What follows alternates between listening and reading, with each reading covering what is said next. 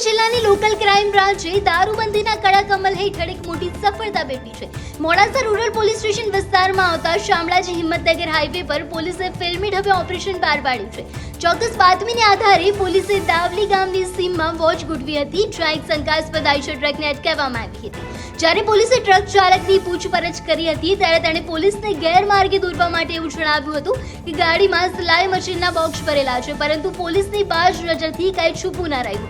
જ્યારે ટ્રકની ઝીણવટભરી તપાસ કરવામાં આવી હતી ત્યારે આ સિલાઈ મશીનના બોક્સની પાછળ છુપાવેલો વિદેશી દારૂનો જંગી જથ્થો મળી આવ્યો હતો। આ કાર્યવાહીમાં પોલીસે અંદાજે 70,22,000 રૂપિયાની કિંમતની કુલ 28,089 વિદેશી દારૂની બોટલો જપ્ત કરી છે।